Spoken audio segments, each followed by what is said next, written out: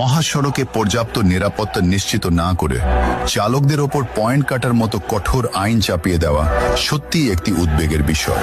যখন একজন চালক সারাদিন জীবনের ঝুঁকি নিয়ে রাস্তায় থাকেন, তখন তাকে সহায়তার বদলে যদি কেবল শাস্তির ভয় দেখানো হয়, তবে তা মানসিক চাপের সৃষ্টি করে।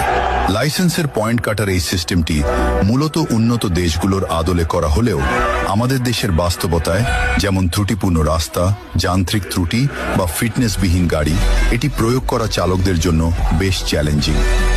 আইন হোক সংস্কারের জন্য, দমনের জন্য নয়। মহাসড়কে জীবনের নিরাপত্তা নেই, অথচ পয়েন্ট কাটার আইন আছে, এ যেন মরার ওপর খাড়ার ঘা। নিরাপদ সড়ক কোথায়? রাস্তার বাঁক, ভাঙাচোরা পথ আর অবৈধ দখলদারদের উচ্ছেদ না করে শুধু চালকের লাইসেন্সের ওপর কেন নজর দেওয়া হচ্ছে? ভুলের শাস্তি বনাম পরিবেশ। রাস্তার সাইন সিলগোন্নাল যখন অস্পষ্ট, তখন চালকের পয়েন্ট কাটা কি আদেশ যুক্তিসঙ্গত? হয়রানির ভয়। এই পয়েন্ট কাটার ক্ষমতা যদি অপব্যবহার